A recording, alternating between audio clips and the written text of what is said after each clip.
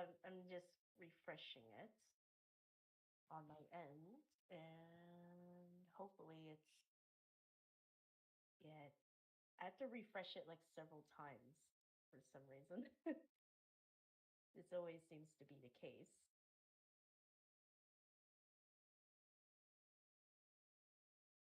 Okay, why are you not showing that you're live? There you go. Perfect. Now we're live. Took like several refreshes. Yep, I'm good.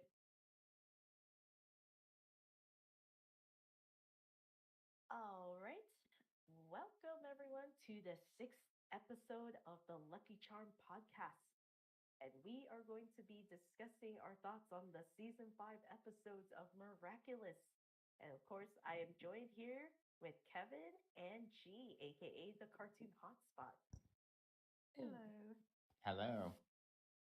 All right, so let's get started. Oh my gosh. Let's start with the first episode of season 5, Evolution. So I am very curious to know what are your guys' thoughts on this first episode. Why don't you start, D? Okay. So I think Evolution is one of my favorite episodes of the entire series. So I feel like season 5 definitely started off with a bang. Um, I absolutely love that it was like continued straight on from where we left off from season 4. Like not even a day later. Like literally, um, the same minute, the same hour that season 4 ended on, we continued straight on from that from season 5. And we saw how quickly Hawkmoth, or at this point his name was what, Monarch, was enacting his plan to use the time travel bunny Miraculous. Um, and so Ladybug and Cat Noir go through multiple timelines to try and stop him. Um, yeah, I really, even though I don't like time travel episodes all that much, I actually quite enjoyed Evolution and how it kind of comes full circle. How they had to go back in time to see Master Fu, which was a bit of a shock, but finding out that he met them originally in 19 something, whatever the year was, before he officially gave them the Miraculous in 2015 was actually pretty interesting. And Gabriel fumbling, like he had the hard drive to save Emily, but he chose not to. I think that was pretty like interesting as well, and it shows that like Gabriel really has lost um his priority and is more obsessed with defeating Ladybug than bringing Emily back. So overall, I think Evolution was a very strong episode. I don't hate it, and of course, it was Bunnix's debut. Um, Although that part does confuse me a little bit. So yeah, but Evolution, solid episode so far. Also, naturally, I hope I pronounced the name right, choosing not to no longer to help Gabriel. Ooh, that's when things really started getting interesting. Hmm. Yeah, that's something I agree with. Yeah. I clapped my hands when Emily berated him. I was just like, I'm proud of you, girl. I'm proud of you. Like, I was literally proud of Natalie in that moment. I'm like, yeah, the fact is that like I'm not sure if you guys saw Smarty Pants. Do you know Smarty Pants G? Like they literally was berating berating Gabriel for being such a smooth brain in in this episode. So and I agree with everything he's saying because it's like, dude, you had one of the other powerful miraculouses other than the ladybug and cat miraculous, and you had the bunny. So why couldn't you have done what Natalie told you? Like that could have prevented Emily from ever falling into the coma in the first place, and you decide not to, and it's like, and then you just slap your head, and it's like, I could be a better villain than this dude. I swear, it's cartoon logic somehow for the villain to not do the thing that is the easiest and most simple thing they need to do. Hmm. Like, but I kind of like how it kind of references when they go through time. They go through like the burrows. and stuff, and you literally get a glimpse of Alia and Nino kissing in in in Animan, and I'm like, I love these little references, like. And I think what was pretty interesting is that, at the start of the episode, they see their future selves chasing Monarch. Hmm. And then it happens again in the middle, right? Like, you guys noticed that, right? So I kind of feel Yeah. like this is like a continuous time loop then. Like, in this episode, I guess. Like, I'm not sure. Did you notice it, Kevin? Like, in the Yes, middle, yes, they yes, blink I did. and then they see their past selves that literally, it was like, oh my gosh, that's the beginning of the episode. And it's like, oh my gosh, it's like a trippy time loop thing. And it's like, this is so interesting. Like, it captivates you because literally Ladybug and Cat Noir have to work extra hard now because Monarch has the other Miraculouses, and remember, Cat Noir is like, remember, it's the two of us, right? We got this. And they basically had to revert back to how it was, in the first season where it was just the two of them, and then they have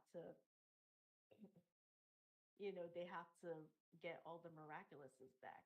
But I'm very curious, what did you think of the actual plan, to actually, I think it was, from my perspective, I think it was pretty interesting to actually utilize the dog miraculous in this episode because like the fact is that I think the ball, it has to touch the object, right?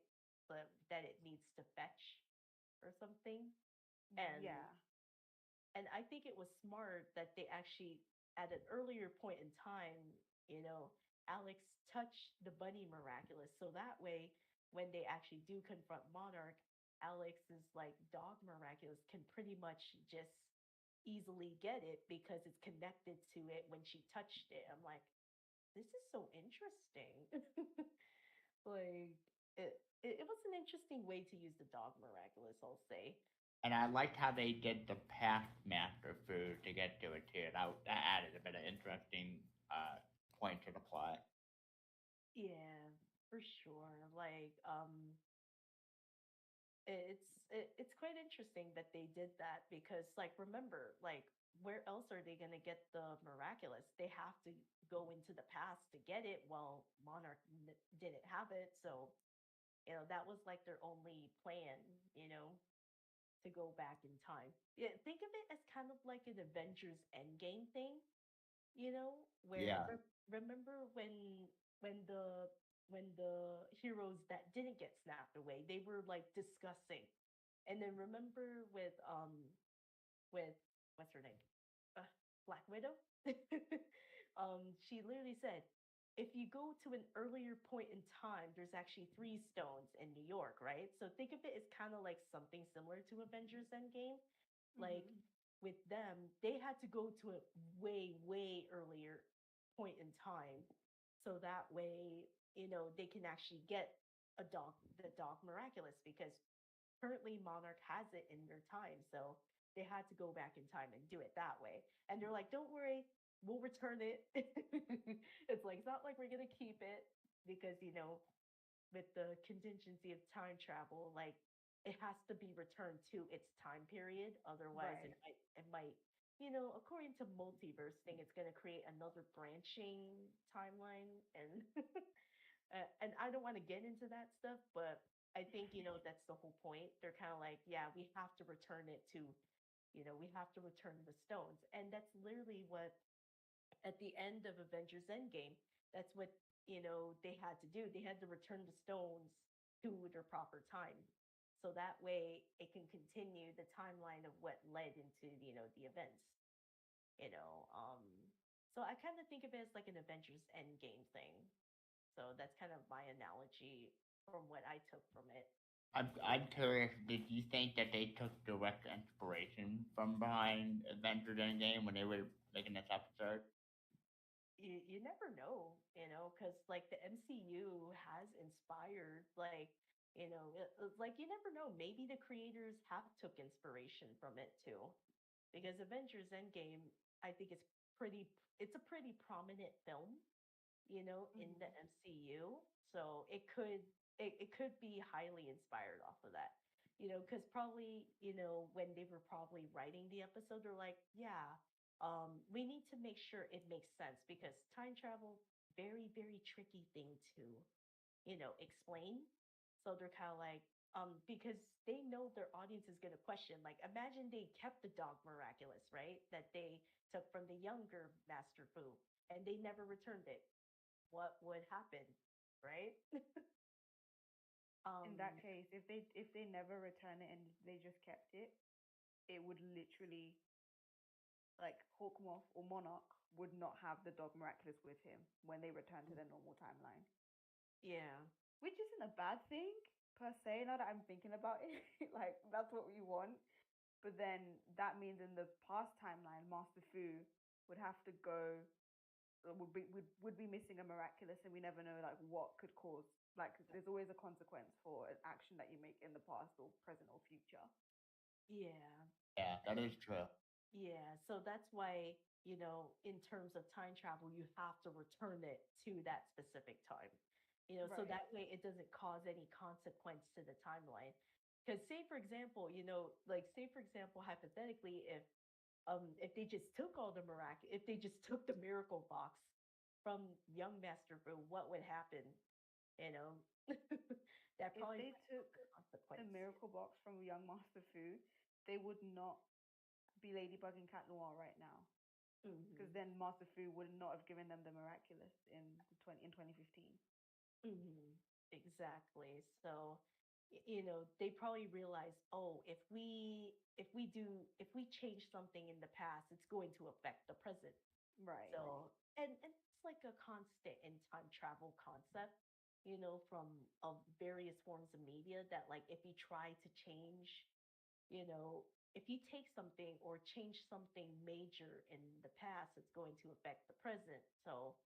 Um, that's why they're kind of like, yeah, we need to return it because it's like, you know, um, it's not supposed to be with us because Monarch has the has the present has the present dog miraculous. So I so yeah, I think like at least for the story for this episode, at least the time travel wasn't like it actually made sense to me, you know. In just from my perspective, like it's like okay, I totally get it, they had to return it because you know they know that if young Master Fu is missing any miraculous, then it's going to affect the present. It's like you said, G, like say for example, if they never returned the dog miraculous to young Master Fu, they probably wouldn't even be chosen, and that could probably be a direct consequence of doing so. So I think that's what they were going for, so but yeah, it's definitely a solid episode. And I kind of love that Alex, like I love the fact that Alex was like she wanted to give the rabbit miraculous, the one that was in the miracle box to back to Marinette, but she's like, now's the time. And it's like I'm so proud because it's like I've been wanting to see what actual present Alex looks like in the bunny outfit because we only seen her adult self. So like, I was so happy for Alex actually. Same, but then it also, I feel like Evolution also confirmed that like Alex's dad also knew the exact day Mhm. current Alex would leave the current timeline and just travel the world, which is so odd to me. Which is like, so he knew this entire time he was she's a miraculous holder. Mhm. That's so, like, sometimes I try not to think too much about it. Like, the actual episode Evolution itself is fine, but when you think about the previous like episodes before Evolution, it kind of doesn't make sense. So that's Yeah. why I try not to think too much about it, because what do you mean Mr. Coopdale knew that his daughter was going to be a miraculous holder, because future Alex already wrote to her, her father. Mhm. That's so crazy to me. Like that, it really is so insane to me. It's kind of like um Yeah, like I don't know, maybe in the letters, in the various letter postcards, because I think it was like several postcards he had, right?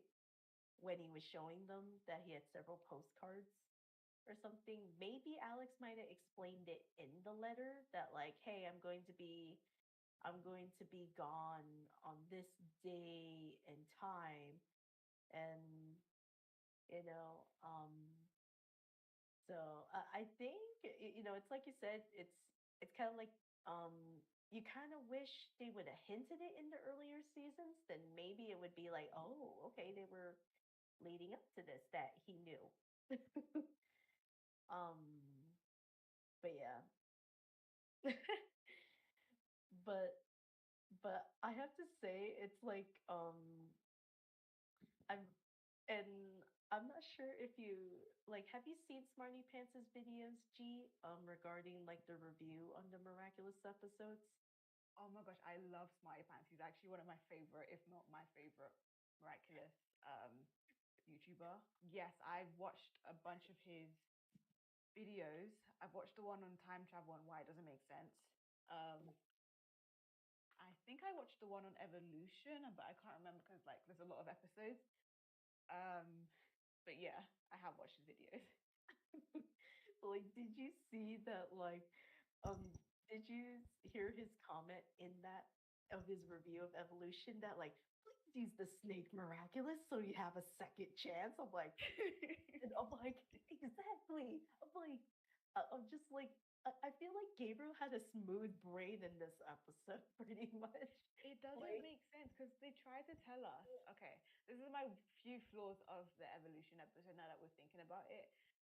It makes no sense for Gabriel to abandon giving the hard drive to Emily, mm-hmm, or whatever he was trying to do just because Ladybug like left was trying to bait him. I feel like Gabriel would not be as stupid as that. I genuinely don't think so. And I know the episode gives the excuse that, oh, he's becoming more and more obsessed with Ladybug.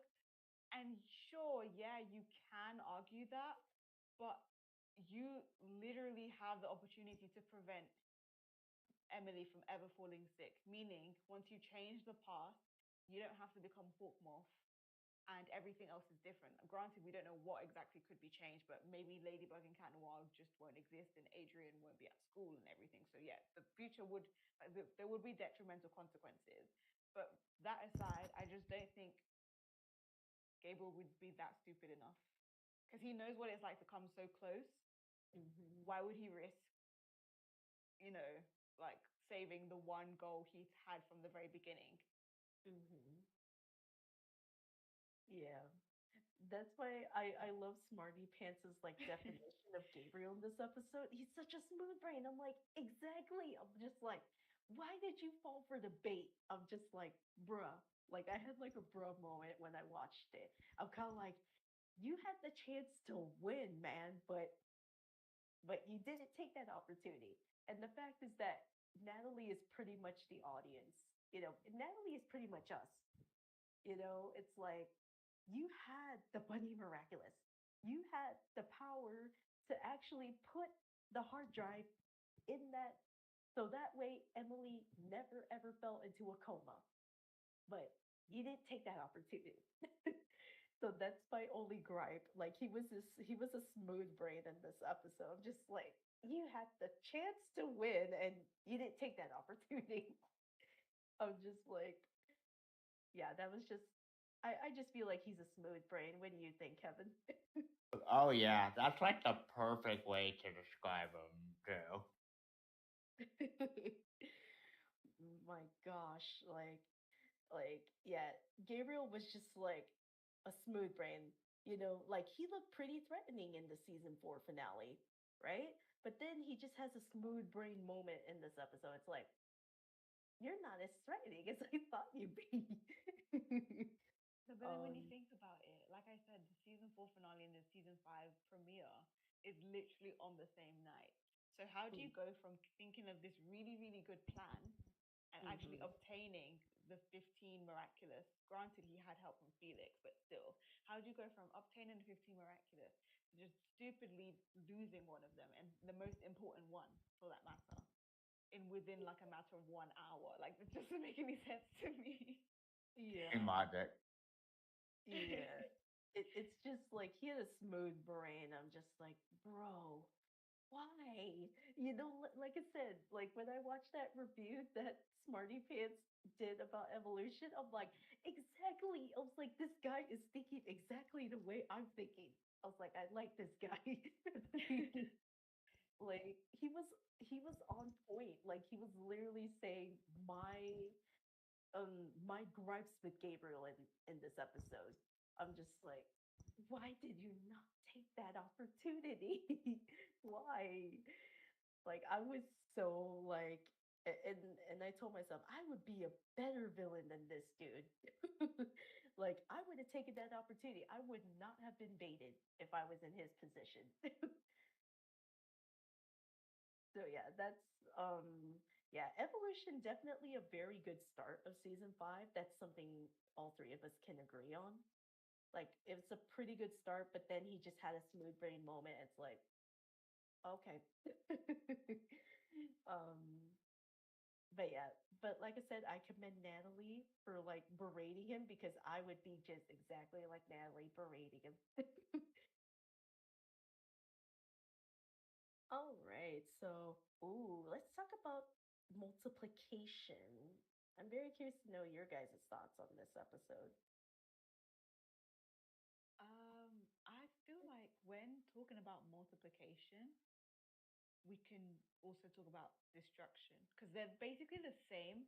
Like they're basically the same. Like you know how we've mentioned in the last podcast episode that truth and lies were the same.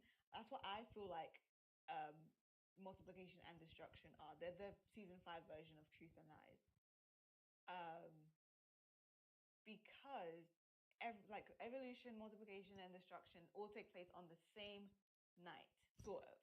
Um, but I like how it's still continuing on from the aftermath of Gabriel losing the rabbit Miraculous and Ladybug and Cat Noir being confronted by Suhan, who was yelling at them when he disappeared all throughout season 4 when he said he was going to look after them and train them and like do all of that, but just decided to just disappear, and then he blames them for losing the Miraculouses.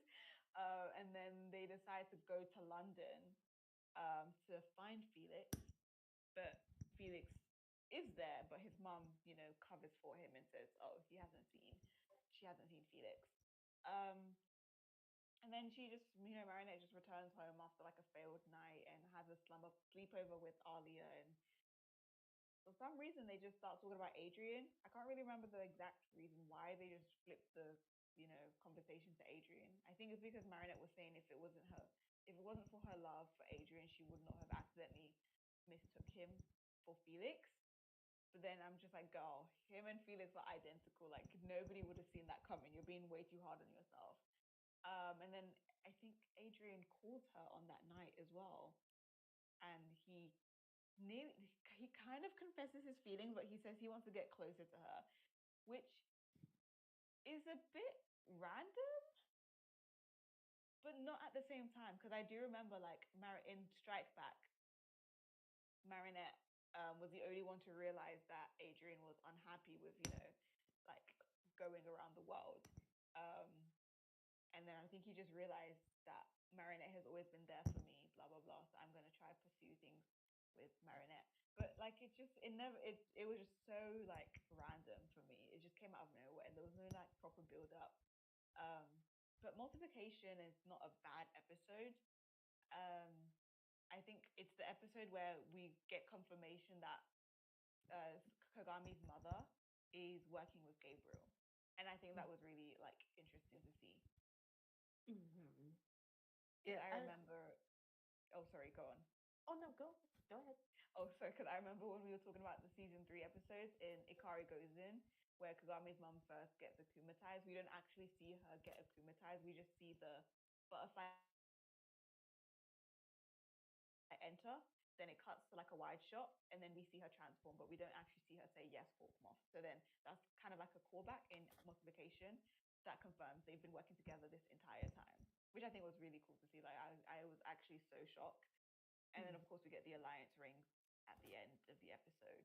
Um, I think yeah, it's multiplication, not a bad episode.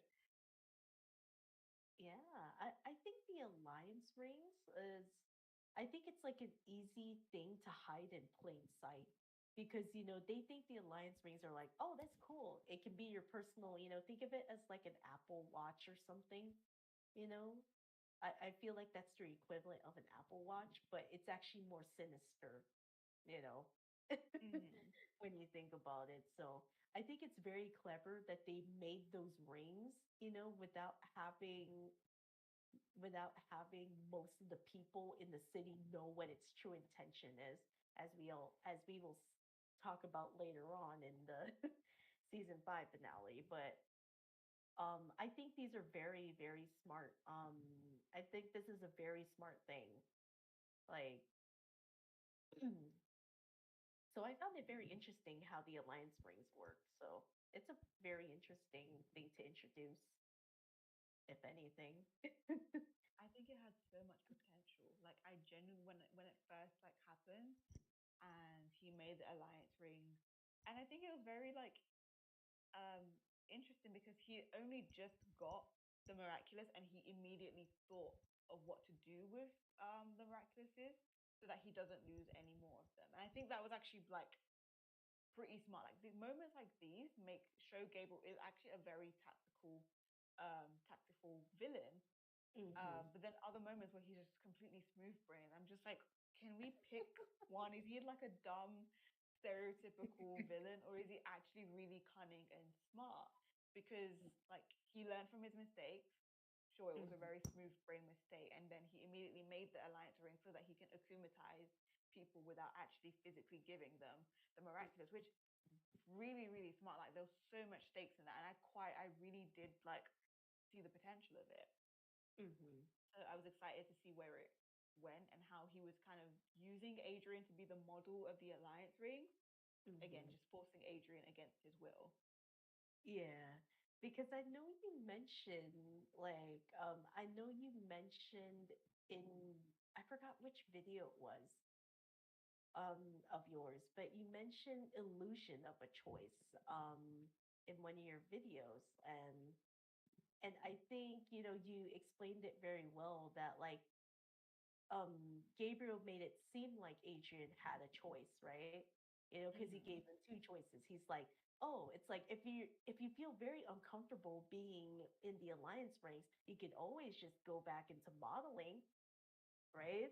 Yeah, yeah, yeah. So it's pretty obvious that Gabriel wants to use Adrian one way or the other, you know, and it's basically a manipulative tactic that it's like you either have this or that. So take your pick, right? It's like, because it's like literally, I don't remember if you said this in your video about the illusion of a choice, but like, it's pretty obvious that Gabriel does not respect his son's boundaries, you know, of having Adrian be the face of the alliance rings, right? It's like, Mm-hmm. so I think with the illusion of a choice for, like, it's pretty much a manipulative tactic that Gabriel does, and I'm like, um, but I do agree with you, G, that there are times where Gabriel is, cunning and tactical and smart, but then there's other times he has smooth brain moments. It's like, okay, he, how come the writing is inconsistent for his character? like, like it's just very, very weird, if you know what I mean. Yeah, no, it's probably the most jarring thing. Like I can understand I can like tolerate inconsistent protagonist writing, like with Marinette and Adrian. Like as annoying as it is, sure. But when it comes to inconsistent writing for the villain, that automatically just makes the show a little bit more annoying because we're kind of like, okay, is this a villain that's gonna increase the stakes? Is he challenging our protagonist, or is he just like a random villain that just keeps losing because of plot armor and stupidity? So like yeah, it's very inconsistent. Like he was never this inconsistent before. Um, Mhm. he just does a complete 180 like around season 3, and unfortunately, it just takes the brunt in season 5. Mhm. Yeah. What did you think, Kevin, of Uh, multiplication? one thing I wanted to add on, because Dee was saying that multiplication and the episode after, because they lead into each other, is that I thought things got really interesting when it got to the point where Ladybug could no longer revert back to her normal form as well. Mm. Yeah. So I think it's uh, yeah. I kind of like that it does that with multiplication and destruction. And I was like, oh, this is. I find it interesting that we also learn that if if an actual person gets like an actual serious scar from the cataclysm, that's something even like the Ladybug Miraculous can't even heal. And I found that very interesting in Destruction, actually. I was like, this is interesting. No, it wasn't the. It's not that the Ladybug Miraculous can't heal it. It's because Hawkmoth had left. Mm. Because she can't. I can't remember. She said it. She said she couldn't do it because he had already left. Um, Oh, okay. with the Lucky Charm. Like he already took the Lucky Charm. Yeah, that's why. Because they used the Lucky Charm as a rope, and they Mhm, tied him up, and then he decided to escape using the Horse Miraculous. So mhm. Gabriel or Monarch or whatever you want to call him took the rope, the Lucky Charm with him, and when he detransformed, Ladybug obviously couldn't like retrieve the Lucky Charm. If she still had her Lucky Charm, yeah, Gabriel would be completely fine. She would just throw it up in the air and say Miraculous Ladybug and yeah, fix everything. But he took the charm with her, so he basically kind of killed himself. Like he set in the motion for his early death. Yeah. It's kind of like another smooth brain moment, but Just stupid. Like, and a lot of people say because he's just getting more and more insane. And I would be inclined to agree if it wasn't so sudden. mm, Like I think the issue with Miraculous is like they have certain like moments that they want to establish or like execute, but there's never a gradual shift. It's always just kind of like super quick and out of nowhere. So it kind of just mm, blindsides and jump scares the audience, and we're just wondering, wait, how did we get from point A to point B? mm. Yeah, like that's something. Yeah, it's like I wish like the previous seasons could have slowly built up how insane he was getting, Mm-hmm. and then that would have been much more impactful in Destruction, maybe. And maybe if they built it up where slowly throughout the seasons, then we could actually be shocked. You know, it would actually be more impactful. So, so yeah, that's my thoughts on Destruction. What are your thoughts on Jubilation? I'm very curious. Ooh, okay. Um, Jubilation, because I think that's the one with the owl guy, Mr. Damocles. Um, I don't remember why he gets akumatized, but yeah, whatever. And we meet So Clean. I think that was her name. So Clean for the first ever time, even though like we've never we never knew who she was, and up until now, but whatever. Trust Miraculous to just throw in a random character last minute.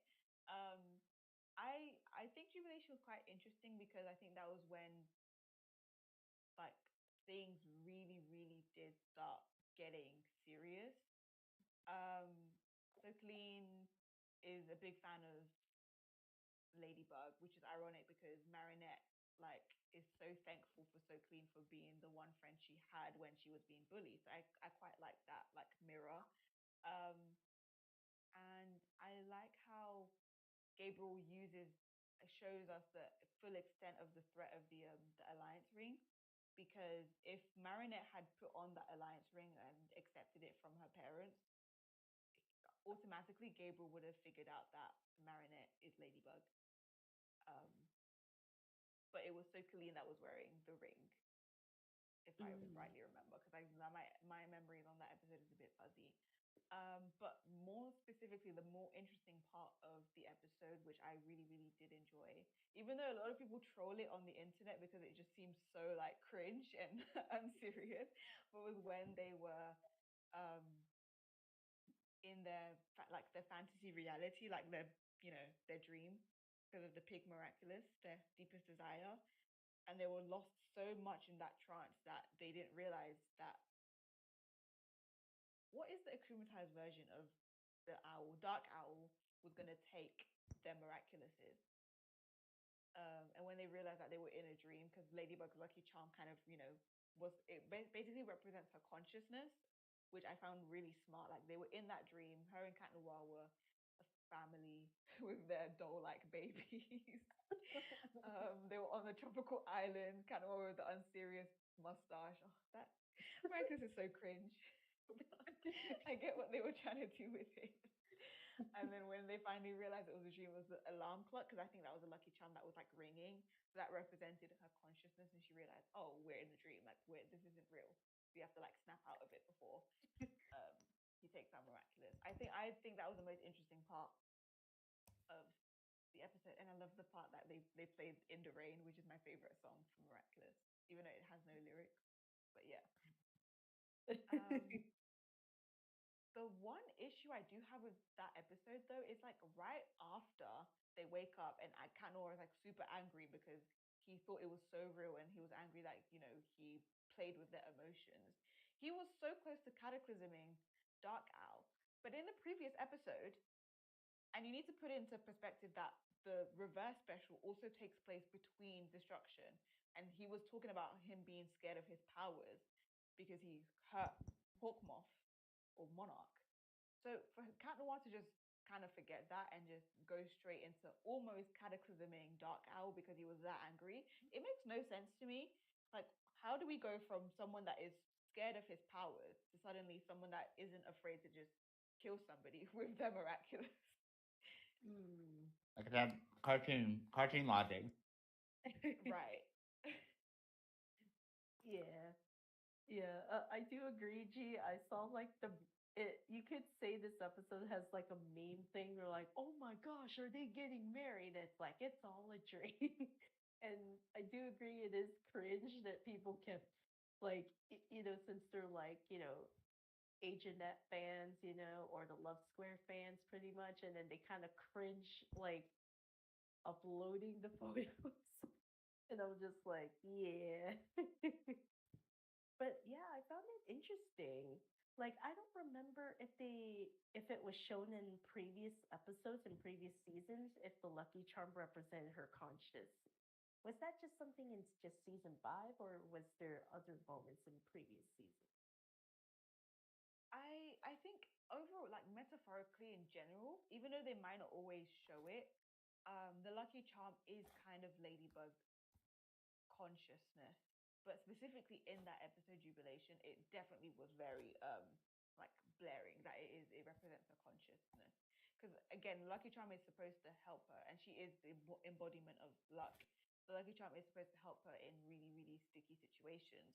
So it kind of served its purpose and rang at the right time it needed to ring to like wake her back up into reality. Mm. Yeah. I actually quite like the use of the Lucky Charm in that episode. But I'm very curious. How did Marinette figure out about the alliance ring, where she refused it? Like, I don't exactly remember how did Marinette figure it out. That's why she refused it. I think that's why she refused the ring or something. Yeah, because I think Dark Owl was like, oh, because the ring was on. I don't even remember actually. The ring was on Sokoline, and Sokoline had. It's either Marinette accidentally borrowed the ring from Sokoline, or like Sokoline just.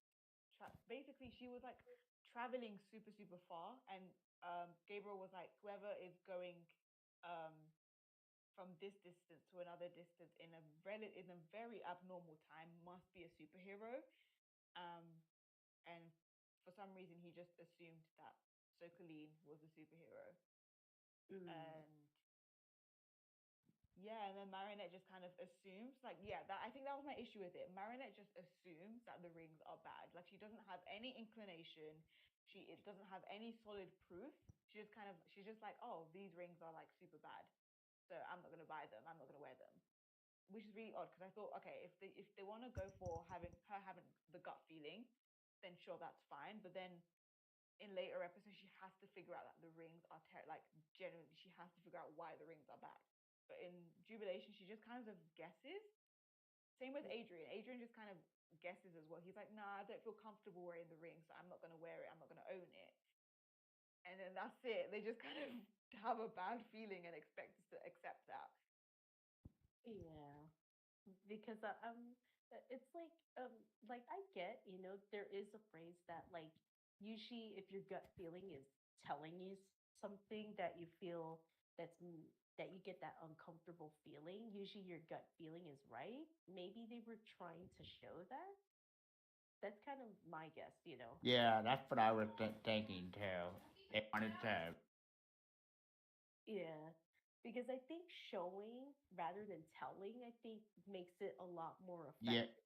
yeah, and you can see a lot from visual cues and not just from telling alone.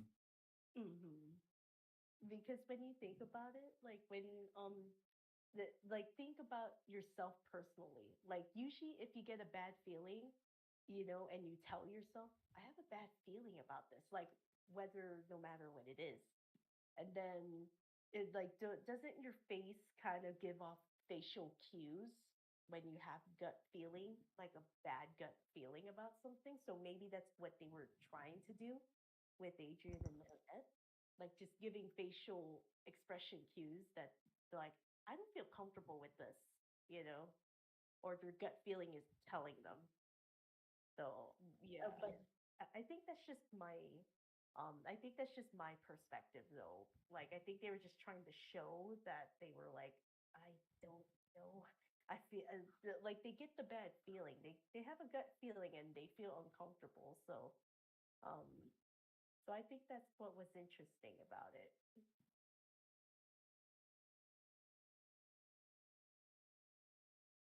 But yeah, I do agree. Though, what Kevin, you've seen all those memes about this episode, right? Oh, so many memes. It's so cringe. I do agree with you, G, because I've seen so many of them. I'm just like, I get it that I get that you're Love Square fans, but please don't spam it and turn it into a meme. um, but let's talk about determination. I'm very curious to know your thoughts on this episode. Okay, so Determination is episode 6. Okay. And that's the one where the Love Square kind of officially reverses. Hmm. Um, and Marinette is in denial of her feelings for Adrian. And she starts like deciding to, like Cat Noir. She's just like, you know what, I'm just gonna like Cat Noir. Now that I look at, like, before I Yeah, was defending it, I was defending the right interest, but then now I'm thinking, wait, that's so random. She just decided to like Cat Noir just to get over Adrian. Um, yeah, it's not yeah. even I like still she don't realize had. that Cat Noir is really Adrian. I'm gonna totally like Cat Noir. Forget about Adrian. She's like, you know what? Let me go. Let me just start liking Cat Noir. And then it's the episode where like she gets Luca to help her go to the museum, and Adrian asks Kagami to come to the museum with him and Marinette. Um, and it's also the one like episode where they reference the statue, like not statue, the wax museum thing. I can't like I never in a million years would have thought that episode would have been relevant, but they literally reference it. They're like, oh, this is where you kissed me. And Adrian, the way Adrian said it was such a smile on his face. I was just like, God, he was being such a, she was being a creep. Like, what girl walks up to a wax museum statue and kisses it? Like, never. Like, let's. Okay, sure, she didn't think it was the real person, but nobody does that. Like, there's so many germs on a statue, and you just decide to kiss it. But that aside, cringe aside, yeah, they actually do reference it, so apparently it did have relevance, which is funny, but endearing at the same time. And yeah, no, like I feel like it's my one of my least favorite episodes, but not for the wrong reasons. I just feel like every other episode so far has kind of topped it. So I don't really have much of a opinion on determination. I do like how they asked Luke and Kagami to help them. I think that was really cute. Um, yeah, it's not a bad episode. I think what was funny, also, I think was like, wasn't it like, I think it was at the beginning of this episode where, like, I think Marinette drives Kagami to her fencing class, and then Adrian's right there, and then you just see the sparkles, and her hair is down, and he's just like admiring her, like in awe. And then like, and then Kagami walks up to him, and then he just has that cute little smile, like a boy in love, and he's just, and she's like, and then she drives away, right? And then he's like, why? It's like, why was she in such a hurry? And then Kagami's like, because she doesn't have fencing class with us. And then I think the most funniest part is literally like Adrian is admiring Kagami's watercolor, of Marinette. And then she's like, and she's like, you like my watercolor? And it's like, it, and then he's like talking about how he admires her eyes and stuff. And then Kagami's like, ugh. And she just gets his cell phone. It's like, you're going to call Marinette and ask her out on a date. Like, Yeah, because like he wasn't even admiring the actual painting. He was mhm. admiring Marinette in the painting. And Kagami was like, boy, if you don't just ask her out on a date and stop wasting my time, like, ugh. Like the fact that Adrian was in denial and then Kagami's like, and she just starts quoting like wise stuff, and I'm just like, you go. It's like, you go, Kagami. It's it's like it's pretty obvious the boy's in love.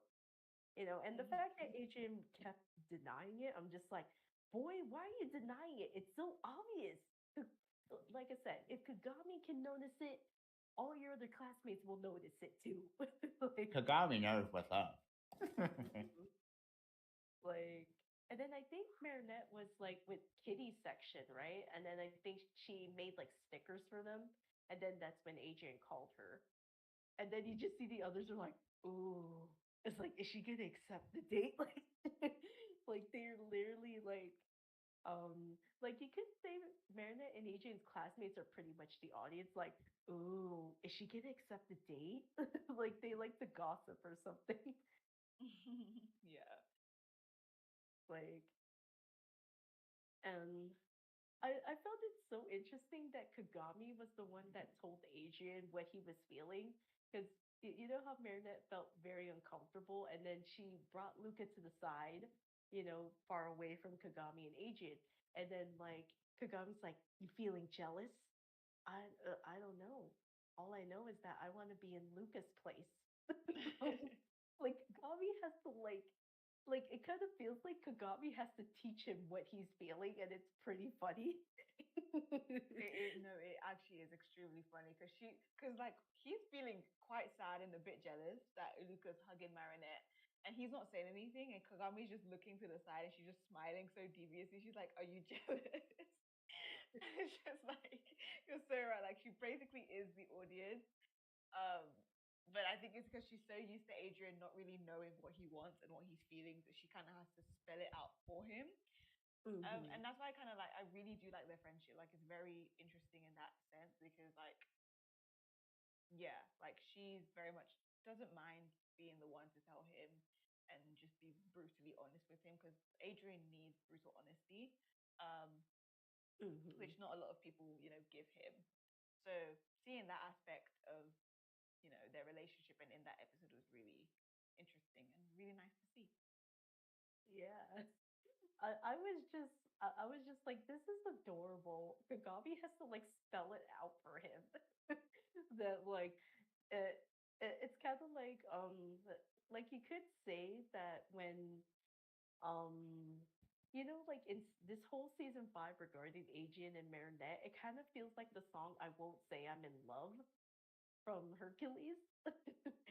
Yeah. Like pretty much like they're like both in Marinette, she tries to change her interest to Cat Noir. Of course, that didn't work out. and then like and then Adrian being in denial.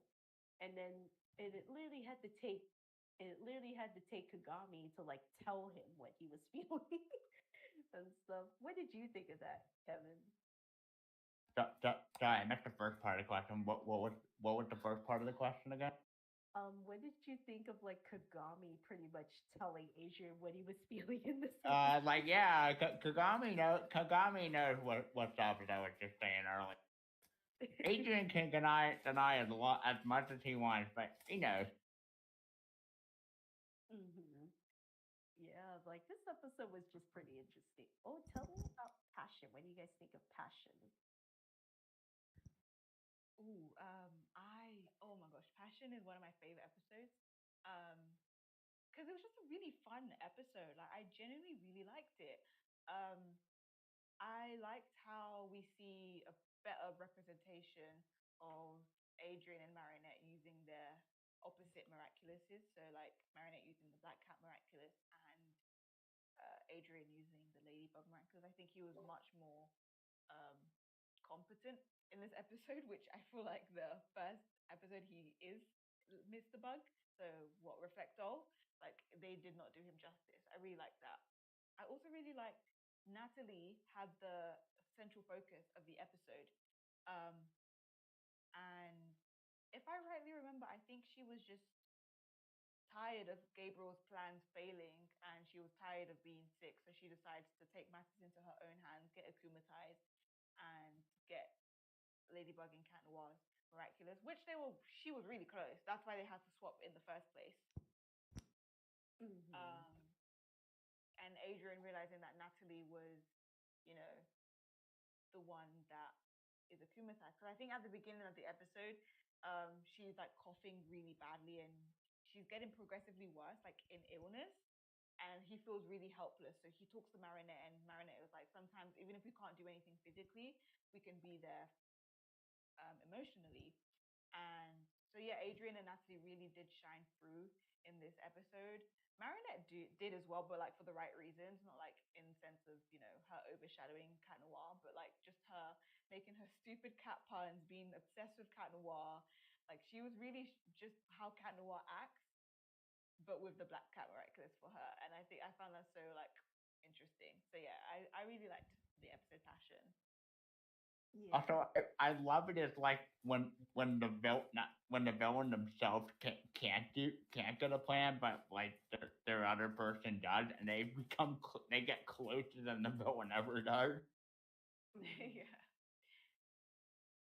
Yeah. Like for sure. Like I think it says according to this is that because you could say Natalie was trying to fulfill Emily's wish because doesn't she have like a video recording of Emily like that we kind of see fully in the season 5 finale where she literally said that like it's like if only Gabriel would stop his madness in trying to get the miraculous, and then Natalie realized that okay, I need to get the jewels myself to protect Adrian. So I think that was the reason why um she wanted to she asked to be akumatized into Safari pretty much. Yeah, so I think yeah. So in Passion, we don't see the videos, or I think we do, but like only a snippet of it. But we see the safe that Natalie keeps. That not like Gabriel isn't aware that she's keeping the safe. So there's pictures of her and Emily and Gabriel when they first discovered the miraculous, traveling the world and all of that stuff. Um, and I think the reason why she is so desperate to get the miraculous is because one, she's dying, so she's basically dying in vain. Two, Gabriel's getting even more and more insane, and treating Adrian more and more horribly. And she kind of just wants to end it now rather than let it go on for longer, which I think was actually a very interesting motive. I think it was quite noble and morally grey, and I've always found that aspect of Natalie quite interesting. Mhm. Yeah. Yeah, I do agree. It is morally gray. It's like, even though she is technically doing something bad, but it's no ill intent. It's more like she wants to protect Adrian, because she's like, oh, it's like his dad is becoming more and more insane, you know, and it's like you said, it's morally gray, in terms of that. So yeah, I found it a pretty decent episode. I like that they switched again. It was pretty interesting. I like it whenever they switch. It's an interesting thing to do. Ooh, okay. Let's talk about Reunion. What was your thoughts on this episode? I think Reunion is so underrated. Like it's not a major plot driven episode. It's not even a major character driven episode, if we're being honest. I think it's just a random episode. But I think it's so underrated because it's something different, and we don't usually see that in Miraculous Ladybug. It's the episode where Marinette is like so distraught because she's falling for Cat Noir, and she's wondering because like this is the whole Cat Blanc stuff that kind of comes into play, but I don't think they really mention Cat Blanc in this episode. But she's just so afraid of the Ladybug and the Black Cat Miraculous being in love with each other and pursuing a relationship because of what happened in Cat Blanc. So she decides to ask a previous holder of the Ladybug Miraculous to ask if you were in love with the Black Cat holder, which is very drastic when you think about it. That is so extreme. Like, girl, just take your chances, and if it flops, it flops. If it doesn't, it doesn't. Like, she really decided, let me just go ask a previous holder from thousands of years ago or hundreds of years ago to see what she says. That is very typical Marinette behavior. Um, and I honestly just laugh every time I think about it. So yeah, she summons Joan of Arc. They Mhm. have a talk. Joan of Arc explains, what happened. That her and the Black Cat holder were enemies because their respective countries, pit them against each other. And but then they eventually decided to fall in love because they realized that they were being used, and used as weapons. And then they decided to give up their miraculous, I think. And I think it's also alluded that Joan was burnt at the stake, but she escaped. Like she was sentenced to burning at the stake because during that time, if you committed treason, you would be sentenced to death, which is burning at the stake. But they escaped and then lived a quiet life. But then when she gave up her miraculous, she lost her memory. So Mm. she doesn't really know whether she lived happily ever after. And I think that mystery was actually very interesting because like it's one of those things where like it's a satisfying mystery that you'll just never find the answer to. Mhm. Like, did she live happily ever after with the Black Cat holder? We never know, but we are hoping she did. Um, Mhm. and even Marinette doesn't know, so it's kind of like it reinforced that she just had to take the risk. And if the Mhm. risk pays off, it pays off. If it doesn't, then at the end of the day, she'll be there to fix it. Mhm. But yeah, I just really like that episode because we've never seen a previous holder of the miraculous, and I also like how the Joan of Arc you know said hi Tiki or whatever she calls Tiki. Um, it was really cute because like we forget that Tiki's had so many holders before Marinette. Mhm. Yeah. I found it interesting that they both had different styles of fighting, because Joan of Arc pretty much fights with a sword, and I don't know how often she uses, the lucky charm or the yo-yo in her fighting style. I mean, because Joan, it really shows like the difference between the two of them. Like Marinette is a thinker whenever she's Ladybug, Meanwhile, with Joan, she kind of just charges in. So it was a very interesting dynamic to see, you know? It was, yeah. I really did like that little detail because Joan was like, "Why are you not just charging through?" And Marinette was like, "I'm thinking. Let me come up with a plan." And at the end, Joan ended up respecting Marinette or Ladybug. She was like, "You know what? Like, even though we don't agree on our specific, fighting styles, like your style is effective." I think it just goes to show that Marinette's tactic style is more effective for her time, whereas Joan's fighting style was obviously more effective for her time period. Hmm. Yeah, because during Joan's time, they fight with swords, and shields. So, like, maybe that's why Joan was like very old fashioned, and then she's like, oh, it's like you, you don't have like an actual weapon, you just have the yo yo, you know? So, and I kind of like how they showed the different dynamic between the two of them this episode. It's a pretty interesting one. How about you, Kevin? What did you think of Reunion? Yeah, the one thing I really wanted to point out is that how they make a point of how conspiracy theories on social media can absolutely spread and be not taken with a grain of salt, as in the one that claimed that Ladybug was evil for hiding Jolly. I hope I'm probably pronouncing that wrong, sister. Yeah. Yeah, Reunion was definitely, I do agree, it's very underrated. And I don't hear a lot of Miraculous fans talking about it because this one kind of goes into insight of whether or not the Ladybug and Cat Miraculous holders could ever be together. And Marinette wanted some clarity on it, She wanted some clarity. And then she's like, hmm.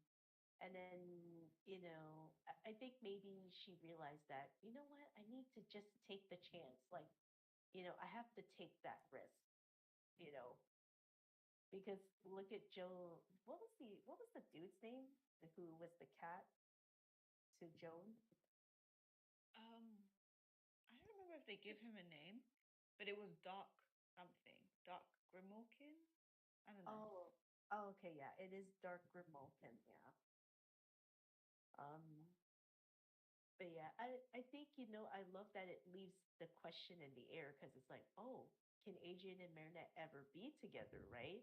It makes the audience think like we don't actually get like an actual answer in this episode, which is fine because I love the mystery of like, oh, can they ever be together, or is it, you know, or is it too risky to be involved with the cat miraculous holder, you know?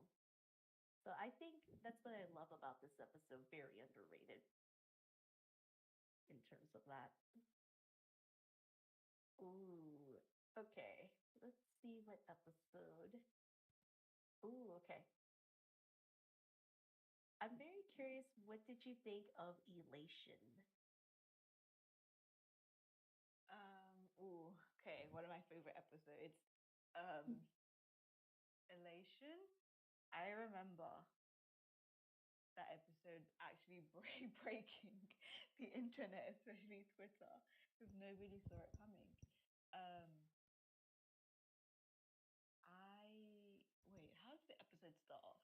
I'm trying to remember because it's been such a long time since I watched. It's the one where I think I actually gotta look this one up. It's the one with with Elia chastising Marinette for deciding to love Cat Noir, Oh and yeah, yeah. believing her that her feelings aren't authentic enough.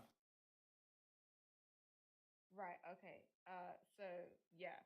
So Marinette is like, now fully in love with Cat Noir. And Adrian is like just as in love with Marinette. So they decide to pursue things.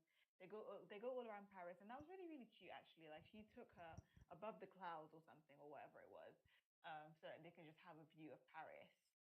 And the ice cream dude Andre, he's like, no, you can't be in love with each other because Ladybug's supposed like Cat Noir's supposed to be in love with Ladybug.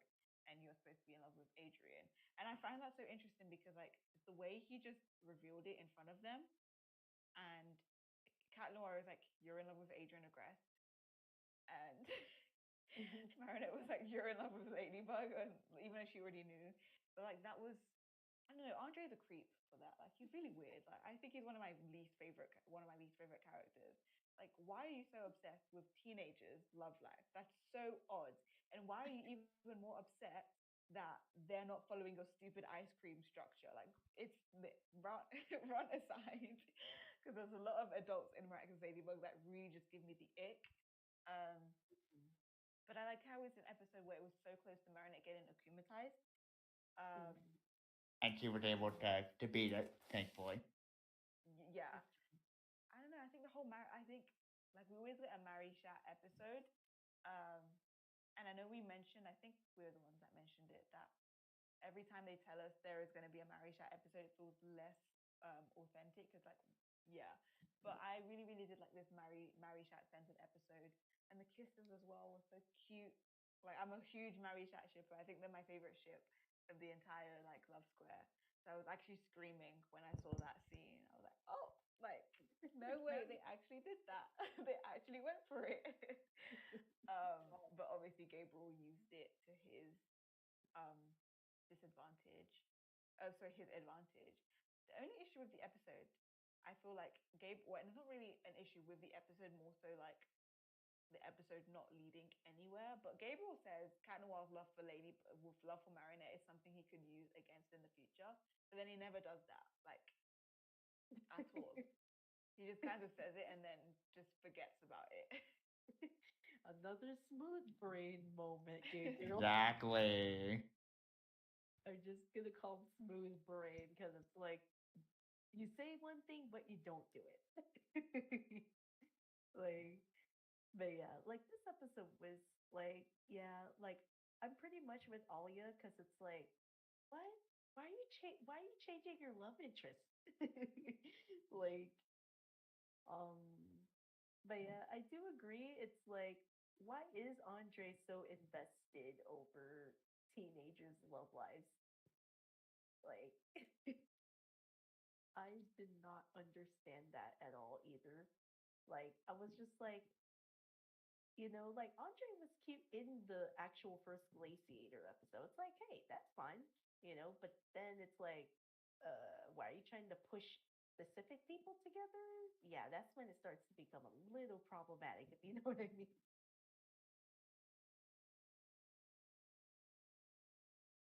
So yeah,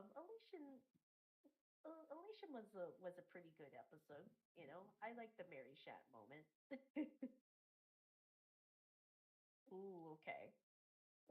Talk about the actual two-part, and I guess in the middle of season. I don't know. Is this the middle of season? Yeah, it's about the middle. And I guess that was like a mid-season finale because it was the two-part. Was that right? Yeah, yeah, Yeah, yeah. it was transmission and deflagration. So I'm very curious to know, like, your thoughts on this two-part episode. Gosh dang it, Marina and Adrian. Why don't you do it? Okay, transmission was just. I don't like that episode at all. Like it was just a very odd episode. Like not even odd. Like there was nothing specifically wrong about it, but it's just so weirdly paced. Mm, Um, because like we spend a lot of like if you think about it, we spend like a lot of time in the episode just not doing anything. Like Marinette is just sulking in bed, and then by the end of it, they give up their miraculous, and then it's a cliffhanger. I just feel like we just wasted 20 minutes basically. Yeah, Um, I agree. yeah, like it felt like I remember watching it, I was thinking, wait, is that it? Like the only interesting parts of that episode was them giving up their miraculous and them giving it to somebody else.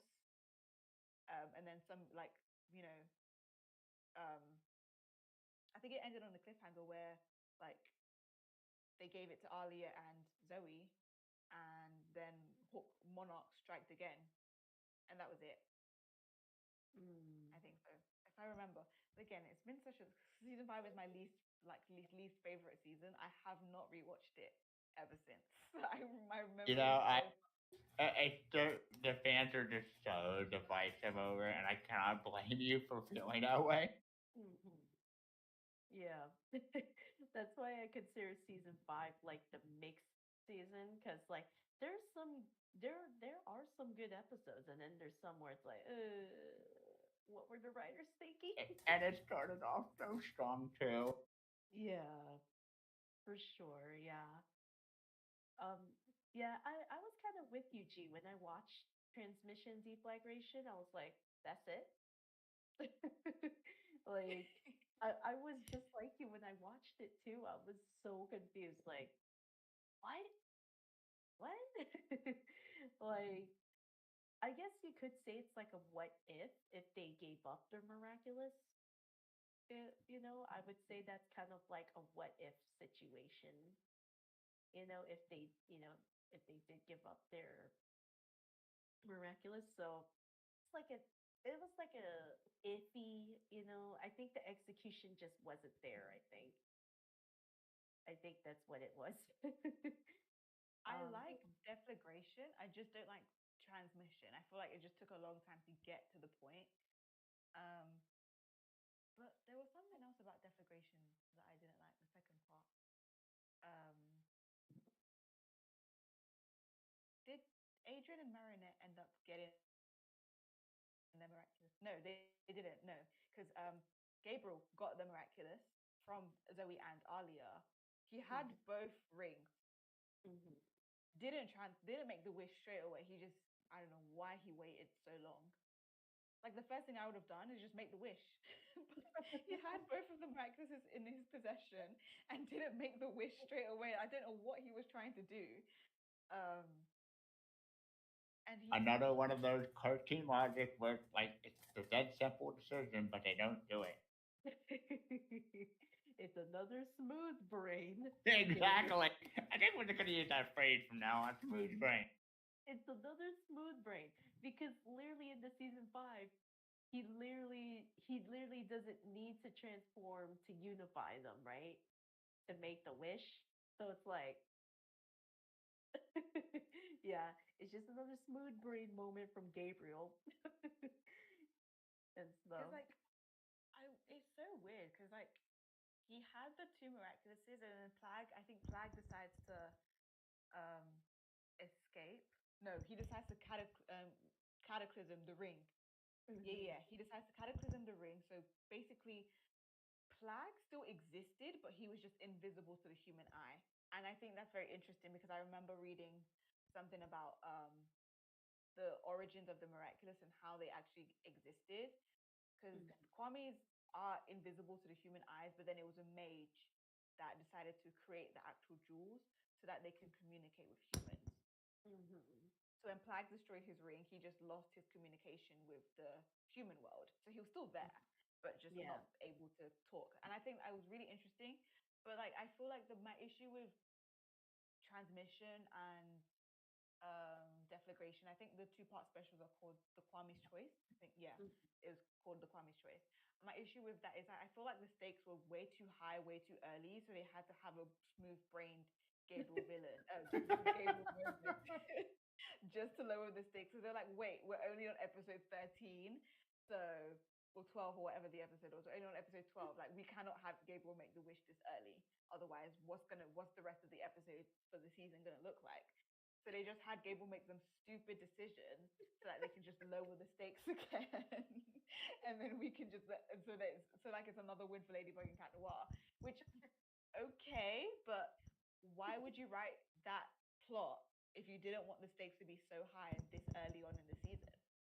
And there could have been another way they could have gone about it if they really, really wanted to have him have both of the miraculouses this early. It was really stupid. I don't know, like, yeah. It was just like, bro, why didn't you just make the wish straight away? What were you waiting for? Like, he fully waited for Marinette to make the whole, like, and the fact that he lost when Marinette wasn't even transformed is just stupid. Like, that is insane plot armor. Insane plot armor. I can't even, like, look at it and be like, wait, no, that was amazing work. No, that was just stupid. I'm just to me, I'm kind of like, I'm kind of like, is Marinette pretty much like those guardians who can pretty much fight without being transformed? Yeah, Just I like, guess according to cartoon logic now, of course you can. because I No, but know, there was this one scene where like she wasn't transformed, but you know how she made the artificial like suit with like just drawing over the helmet and the suit and everything. Um, and then like she climbed over Morphle Monarch, and mind you, he's really tall. He's like 6 foot something. She climbed over him. He threw her against the wall. I'm sorry, but her back would have broken instantly. So how she's still alive after uh, being flung against the brick wall is insane to me. yeah, yeah, realistically, yeah, I do agree her back would have been broken, but this is cartoon logic, so it, you could say it's going to the levels of Tom and Jerry and and Scooby Doo because they do very like like hilarious stunts where in reality, yeah, your bones would be broken from being hit to something, right? But it's like this is a cartoon. So I guess we just don't question it. um but yeah. Yeah, I kind of felt like it was just a little weird to do it that way. Like if it was like closer to the season finale, then that would have made a lot of sense, you know? Hmm. So I kind of felt like it was a little bit weird to be doing it like a little bit earlier than the mid part, I guess. So I think Yeah. I think that was like um not the best idea. Like to me, it could have been closer to the season finale, then that would have made a lot more sense. Like we could see the stakes, right? We saw the stakes in the season 5 finale. I'm like, well, pretty much the Kwame's Choice two-parter is pretty much like that. Why didn't they place it there instead of like before the mid part? So I think that part just confused me with the placing of the episode, I would say.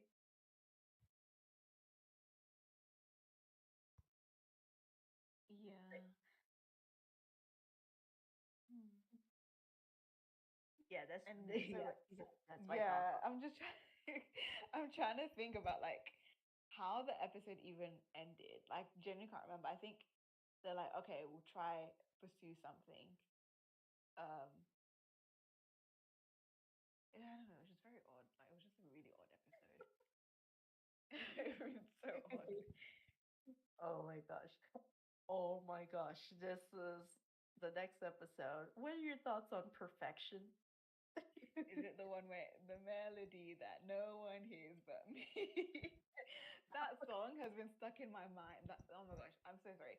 Adrian cannot sing. I love Bryce, but he cannot sing. But that song has been stuck in my head since. Like that's my favorite song from Miraculous. It's the thoughts that count. Like, sure, yeah, singing is probably not in your department, but you know what? I'm gonna give you a 10 for songwriting. Like, we can work around it. We can just do a few singing lessons. You'll be fine. Up to speed. 5 lessons should be decent. But yeah. Um, yeah. No, I really like Perfection because I think that was the one. Um, hold on. Perfection is the one where Kagami gets akumatized, isn't it? Yeah. Yeah. Yeah. So it's Marinette still being in denial over her feelings, or rather, not even being in denial, just like being super scared of pursuing Adrian. So Alia's given her a pep talk, but Kagami's overhearing everything. And it's also the episode where Lila and Kagami randomly start getting close. And again, I'm gonna keep saying this over and over again. It's just so random where Miraculous will have a random plot twist that comes out of nowhere and makes since when Kagami and Lila, like when did they start communicating? Yeah. Like that is that's so like Kagami doesn't even go to their school, so why would she talk to Lila? And I'm assuming Kagami and Lila are Kagami and Marinette are very close.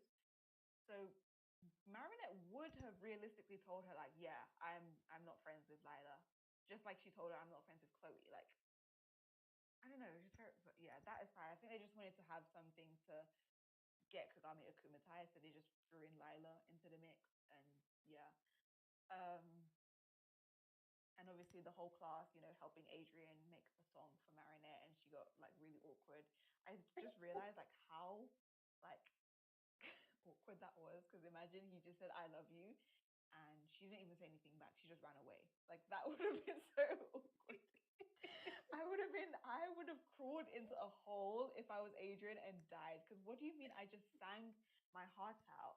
I'm waiting for a response, and you just ran away. You didn't even give me a response. You just said, you just ran away. Like she just hid in the boat and didn't say anything. Like that would have been so awkward for me. I still find it funny that like even before the song, Marinette tries to say I love you, but she says I love Moo. I love Oh Moo. yeah. Oh my gosh. I was like, I was just like, girl, why are you saying it Moo? Because if you accidentally say that to Adrian, like he might just look at you weird instead of saying you instead of Moo. like like that part made me laugh because she's like, okay, I think I got this, and then the song happens, and she's like, oh yeah, yeah, I'm not comfortable. I better run away. But I think what was even more hilarious, like, Adrian shows Luca the song, right, that he wrote for her, and then you literally hear the rest of their friends, like, because Rose decides to be like, like loves to be nosy and just screams it out, and then everyone else hears it, and it's like, oh yeah, let's go perform this. And then Kim says the most randomest thing, dolphin, where can I get a dolphin? I'm like, what? The funniest part of the class thing in it, I think, the part where they go da da da, like something like that. We'd probably have to play the song, but like there was a part where Adrian sings it, and they had he had backup singers Zoe and Max Zoe, and Zoe, Nino, I think. yeah. Hmm. Zoe, Max, and Nino, and um, Zoe sang her backup part. Max sang his backup part, and Nino sang his part, but he was super loud. So Zoe basically like shushed him and covered his mouth because she was like, "This is not your moment, Nino. This is Adrian's moment." Yeah. See, it's moments like that that make me think about like how much I love the class when they're together, because they're just so Mhm. hilarious. Yeah. Like, like I just, and then the fact is that Kim managed to find like a dolphin. Like, then he runs. Well, right after Agent says dolphin, it's like dolphin. I'm like, why do you need to emphasize the dolphin? I don't understand. That part was so random to me. Like, I don't know. That part was weird with Kim. That threw me off. I was just like, why do you need a dolphin? Sure, he mentions the word dolphin in the song, but what? Like, that part was hilarious but confusing to me. I'm just like, why do you need to emphasize dolphin in the song? That's not the point of the song. Like, what are your thoughts on it, Kevin? Like, Somebody should have just like kicked Adrian like as he was trying to confess. I'm like, oh, I love me. I was like, no, just spit it out. Come on. but then again, their classmates are well aware that they're both very awkward and they don't know how to say "I love you." Like they're not like normal people where they actually confess that they love each other, right? Adrian had Yeah, to do I it through know. Adrian had to do it through song, and Marinette still has trouble saying it. So it's Uh, like, I was, and it's like, girl, it's Tradomia. He loved you. yeah, it's kind of like their classmates have to spell it out for them or something. like, like I kind of feel like their classmates is pretty much us, the audience. It's like we know you do have a thing for each other. um, if anything, so I'm just like, bro. So that part was just, it was just like like you could say the song is cringe because Asian's not I know, really. but it's like the funny type of cringe, if that makes sense. Yeah. Like I get, because there are some girls, who are touched if a man actually sings in song and tells them I love them through song. That's another way to tell someone you love them. That is true. But then again, it's like putting Marinette in the spot is kind of not the best way to do that when you think about it, because the spotlight was on her after he said I love you, and then it goes to her, and then she's like, oh no. So yeah, I don't think that was the best idea, because yeah, don't ever put Marinette on the spot like that, because now it's putting pressure on her to say it back, like, if you know what I mean. Yeah, I think but I'm glad that he kind of had the self awareness about that. Because he was like, oh no, like when she ran away, I think he was like, oh no, do you think like she is uncomfortable or something? He mentioned something along those lines, and I think Ali was like, don't worry, I'll go talk to her. Or Kagami was like, I'll go talk to her. Yeah. Yeah. So you could say Adrian kind of learned that, oh, maybe that wasn't the best idea to put her on the spot, because wouldn't you feel a little bit pressured if if all of your friends were around, and then the person that says I love you in song, then they put the spotlight on you, and then they kind of expect a response, like, wouldn't you feel pressured, and uncomfortable? Yeah. I Yeah, think that's understandable. like if everyone knew, because the whole class knew that like Marinette is in love with Adrian and now Adrian's in love with Marinette, I it's not like I would feel pressured, but I feel like that's a moment that's supposed to be private. Yeah. Because Marinette was going to feel the pressure regardless, whether or not it was private or not. But being in public with the entire class adds even more pressure to her, because she's like, oh, I actually have to give my answer. So I do understand her panicking and running away. She could have at least said thank you. Thank you for the song, Adrian. Can I think about it? But I think it's because this is Marinette we're talking about. Marinette's not like the average person. She gets nervous. Because as we will be talking about, what was it, derision. Like, we kind of see why it's hard for her to say I love you. You know, um, and stuff. So yeah, let's talk about derision next. For that, for derision, like, do you have like a better understanding of why she behaves the way she does? Like, I'm not justifying her actions as being weird and creepy and stalkerish, but what did you guys think of the episode Derision? Okay, at first, I really defended that episode, and more so specifically defended Marinette. Because, like you said, like I'm not like we're not justifying her actions, but Derision did provide a explanation for why she acts the way she does.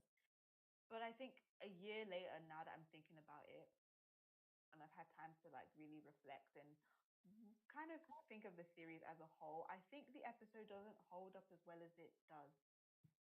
But I do remember, I remember mentioning it in my analysis video. So it's like my opinion hasn't changed that much because I already thought of it in that sense. But like I feel like if you're gonna have such an episode like Derision, you definitely need to put it earlier on in the series. I think putting it in season 5 was way too late, because now it just feels like a random excuse and a retcon, um, rather than like a genuine explanation.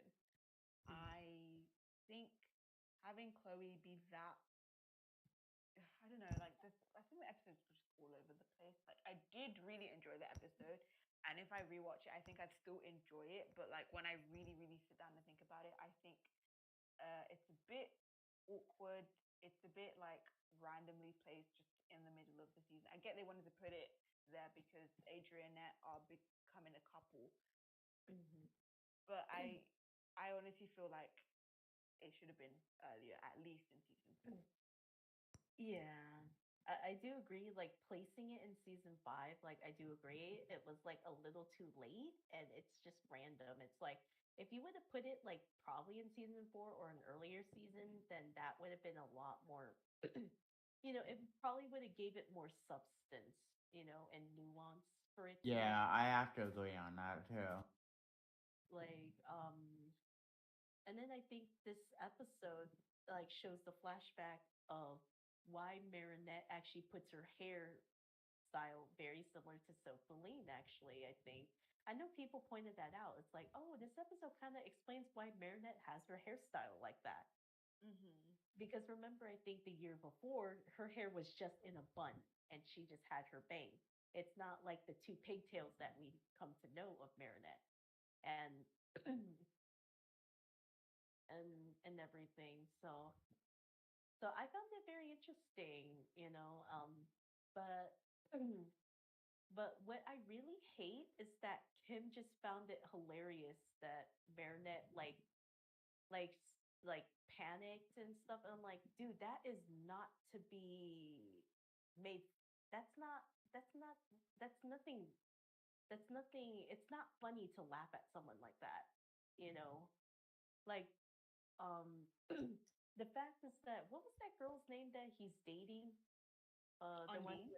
yeah, Undine. Like, I love that she's like, it's not funny, Kim. Can't you see that Marinette's not okay? It's like I'm like, and I'm like, I'm literally with Undine on this. It's like, dude, it's not okay. If you prank someone, you can clearly tell it traumatized Marinette. Because we can kind of see it. Like, wasn't it like the episode starts out where she starts to feel, what was it? Okay, I'm trying to remember. Was it anxiety attack, right? It When was a she panic attack. Okay, a panic attack, like when she woke up, and she kept feeling it, and it's built up all the way to when she was about to, and Adrian was about to help her go into the pool, and then that's when she like broke, and I'm like I kind of like the way that sequence worked, because it really shows the panic attack actually building up to that moment. And I think that was very clever that they did that. It didn't just come out of nowhere. Like to me, I was kind of like, oh, okay. So when she woke up, she just started having,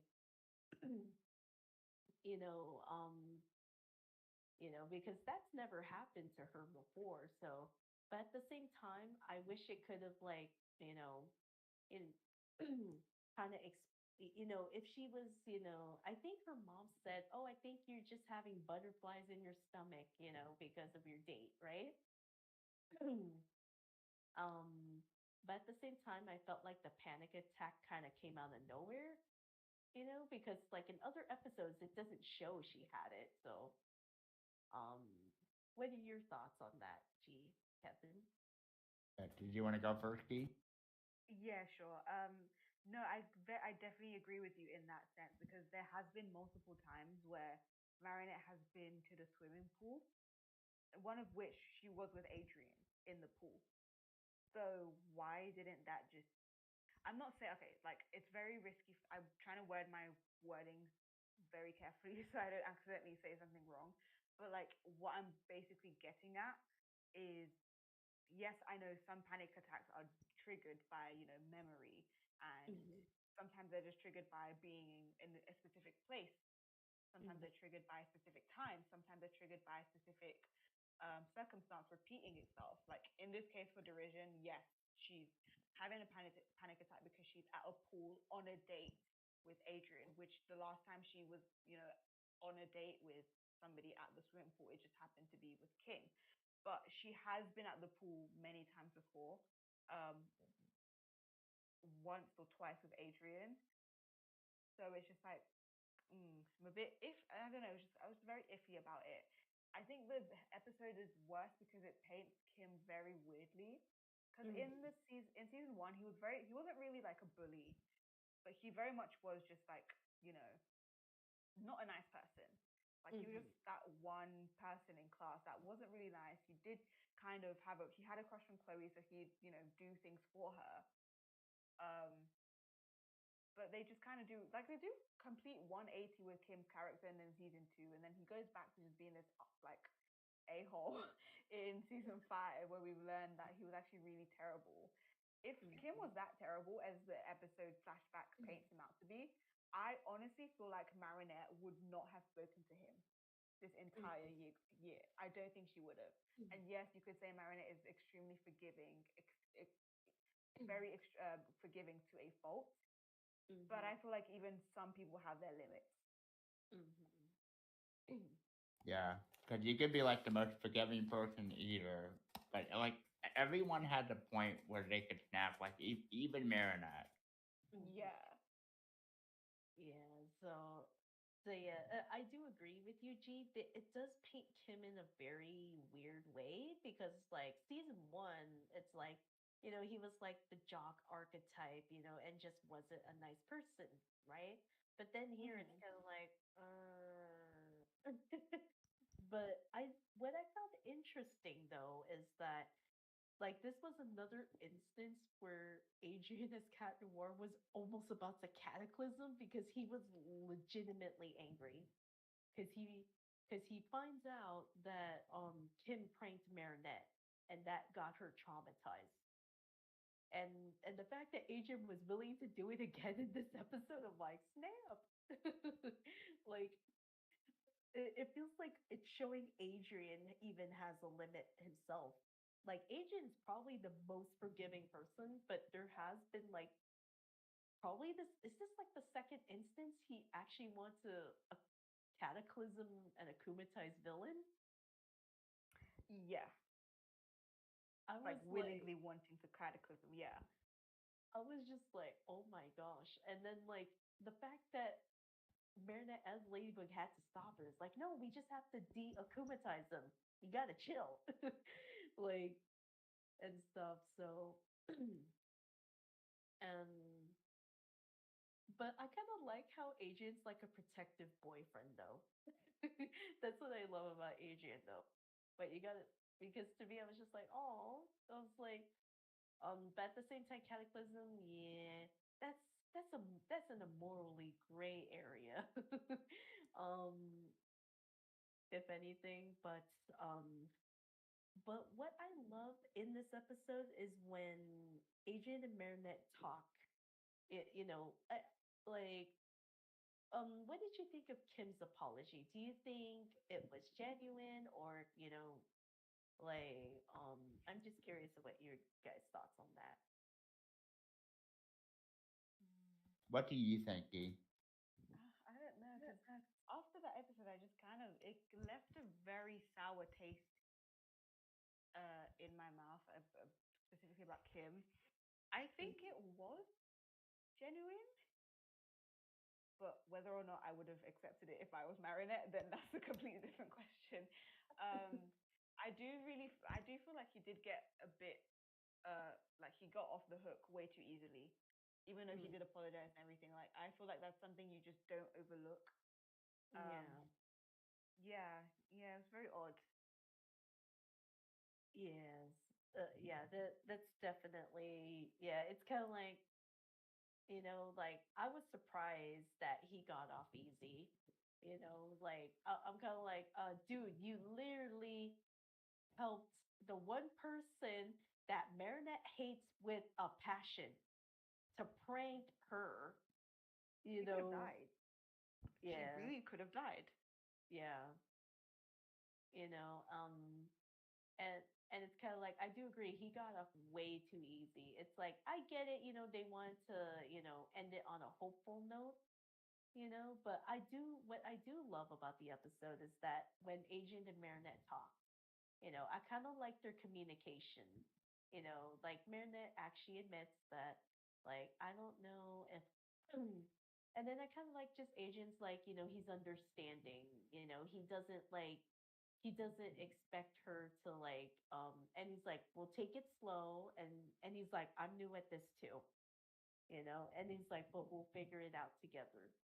And of course, when he held out his hand and she put it on his hand for a bit and then she took it off and she's like, I'm sorry. It's like, that's okay. We got all the time in the world.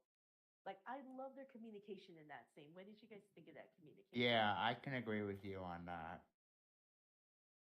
Yeah, same. I think it shows how like emotionally mature they are as Mm-hmm. 14-year-olds to have such a conversation, even if it was a very difficult conversation. And I think it was very in character for them. Like Mm-hmm. I think that was the most in character part of the episode, which is ironic. But yeah, yeah, Yeah, like I love how I forgot who it was. They posted like they literally made like an entire analysis thread on Twitter about it. I forgot who it was, but they actually said I actually commend their communication skills on this. And it's like the fact that they communicated and they're both understanding. There's no judgment for one or the other, and they analyzed that scene specifically. And I'm like, I I think it love. was me. Was it you? I Yeah, I don't think because I remember. posted a thread before I made the video. Yeah, yeah, I think it was me.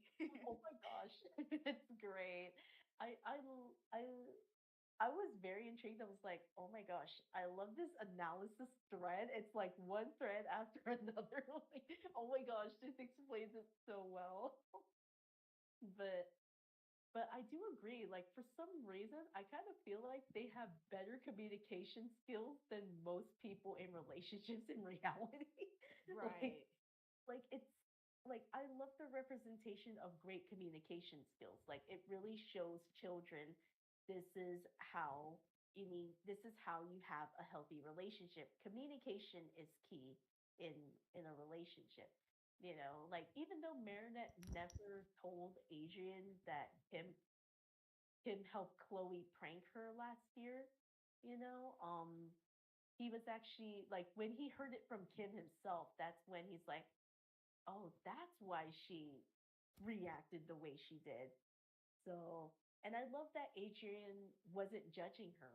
He's like, it's like, I understand, and and I just have to say that scene was like probably the most adorable because they were communicating, and I love that communication they had on that. So yeah, those are my thoughts on derision. Ooh, okay. Let's see. Oh, wait, I'm very curious to know what are your thoughts on emotion? I'm very curious to know your guys' thoughts on that. Ooh, okay. Emotion is the best episode of the season and of the entire series. Like it's neck Ooh. and neck Ooh. with the Origins episode.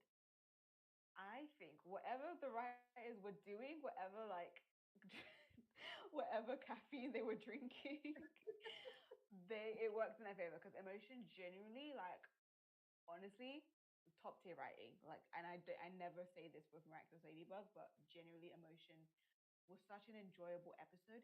It's just such a shame that it was aired out of order. So they had to Mhm, wait for like the previous episodes to come up first. But I ended up not waiting because I've seen too many spoilers on it. But that aside, um, I love that Felix returned. My only issue with emotion is I feel like it was a bit late in the series, but not mhm, late because like I think the positioning of emotion is fine. I just think because we haven't seen Felix since episode 2, mhm, if I'm not mistaken, it felt really odd to just have him return in episode 18. Like if mhm, emotion was a bit earlier, then maybe it'd feel a bit like better. But mhm, that's less of a criticism about the actual episode and more of the criticism about like how they wrote Felix in the season.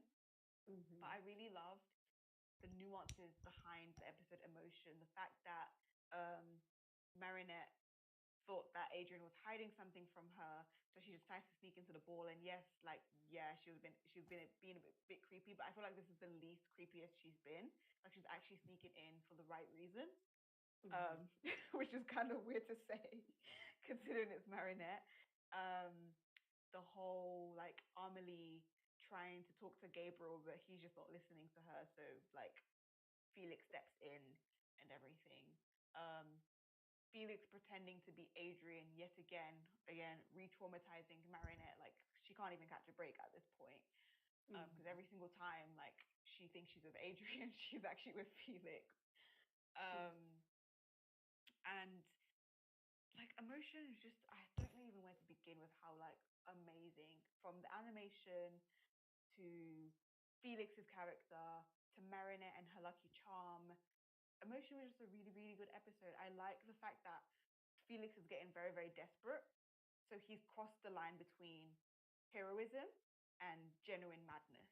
Because when you think about it, his intentions are very noble, but he went about it like a completely whack way by literally snapping everyone out of existence, which could be another way of just, depicting him basically murdering everybody. Like, obviously it's a kid's show, it's a cartoon, so it's not murder, but you can basically allude it to him murdering. He's snapping them out of existence and sending them up to the red moon or whatever.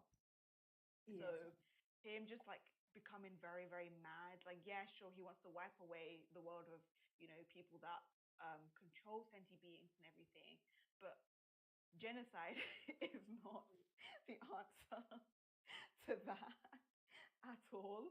And I don't know why he would think genocide is the answer to that, because he basically committed genocide. So yeah, and then Ladybug realizing, I think my favorite part of the episode is that Ladybug realized she cannot face Felix like any other villain. She has to let him realize the error of his ways. If she tries to like outbest Felix and tries to face him with direct combat, Felix will 100% outbest her, because Felix is if Adrian is a world-class fencer, we can assume that Felix is just as good as Adrian, if not better.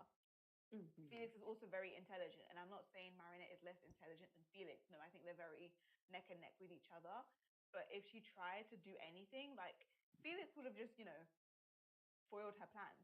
So she had to let herself get snapped out of existence for Felix to realize that, one, he's all alone. Two, his powers, she tricks him into believing that his powers are out of control, because what he doesn't know is that Marinette is Ladybug. So even though he protected Marinette, which is, quite interesting, even though he protected Marinette, because she transformed into Ladybug, when he brought Adrian back, he obviously couldn't find Marinette. So he's made to believe that his powers have gone out of control. And I think that was very interesting, because it was the one thing he stood against. He stood against people losing control of their powers and misusing their powers, but he became the very thing he's been fighting against and the very thing he feared.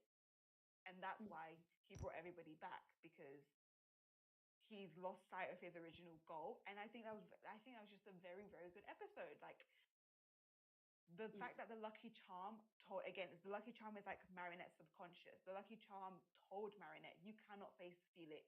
You're just gonna have to No, she didn't even get a lucky charm. She did not get a lucky charm in that episode. She summoned it, but nothing came out of it. Like, she didn't get anything out of the yo-yo. So she realized she doesn't need a lucky charm. She just has to let herself get snapped out of existence and hope that Felix brings her back. And I think that was really, really interesting. Yeah, it's kind of like, I think you mentioned this, that like Marinette pretty much played the card of, in order to beat the villain, you have to be the better villain. The better villain. That is true. Yeah. So she literally, it's like you said, she can't really talk him down. She realized he needed to realize that himself.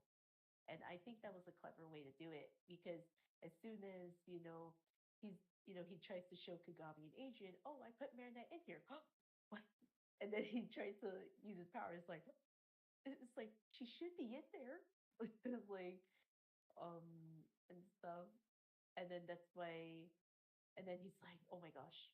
And then the fact is that AJ and Kagami kind of scold him, and it's like, and he's like, you're not even in control of your own power. Don't you realize what you've done? And he's like, okay, you're right. And then, like, so yeah, definitely a great episode. Like, emotion was definitely a great episode. It was definitely a Felix-centric episode, if anything, and I enjoyed it. Yeah. All right. Let's talk about, before we get to the season finale, let's talk about the episode before it, representation? I want to know your guys' thoughts on that episode. Curse you teasing us for going up before we move on to the season.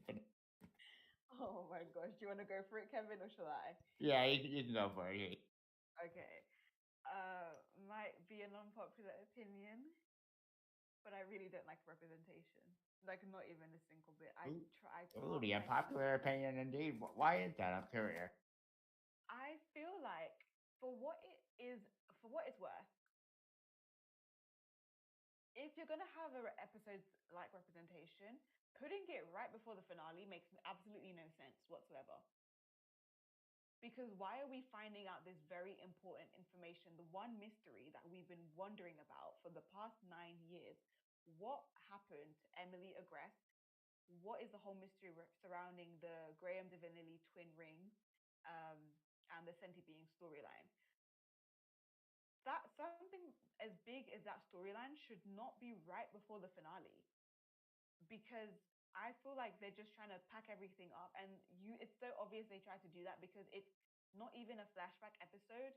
It's literally just Felix monologuing and acting or doing his weird theater, like so dramatic. Just tell Ladybug what is going on. There's no need for you to throw a whole theater show. Um, we just have 24 minutes of Felix telling Marinette this, blah blah blah blah blah blah blah, and that's it. Like, it felt so boring. It was just an exposition dump, and I was so confused as to like why. I don't understand. It's the fact that he tells Marinette, doesn't even apologize for stealing the miraculous from her. He's just like, I need your help, and then disappears. Mm-hmm. It's yeah, no, that episode was very odd, and I thought like to finally find out how Emily and how Emily and Amelie, conceived their sons and how the twin rings were.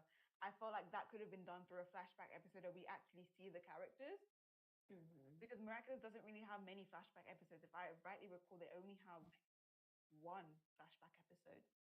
Mm-hmm. Um, so just having a character sit down for 20 minutes telling us what's going on instead of, Miraculous writers showing us what's going on, I I just felt like it was a really weak episode. I was really bored. Yeah. Yeah, it's just weird. Like I'm with Yuji. Like I'm gonna say this. I will say this again as I said previously for the characters one for the very first episode we did this podcast. Yeah, why didn't you just tell her instead of monologuing and the entire story? Like it's just weird because it's like I was like, this is going into weird territory, if anything. But Yeah, but and forget that I ever stole the miraculous. You don't have to worry about that. yeah, exactly. Like, yeah, I do agree with you. He doesn't even apologize that he stole the miraculous from her. It's like, and then, and of course, Marinette being as forgiving, she's like, okay, I'll help you guys without actually getting the apology from Felix. So it's like, yeah, yeah, that episode was a little weird. Um, in terms of like the monologue aspect. But I think like the side part, with Cat Noir and then, fighting pretty much I don't know, a weirder version of Collector where it's more glowy. um or something, but yeah, like I just did not like that weird stage play that Kagami and Felix did. It was just so very unnecessary in my opinion. Yeah. So all right, these all right, these last several minutes we're gonna be talking about the season 5 finale.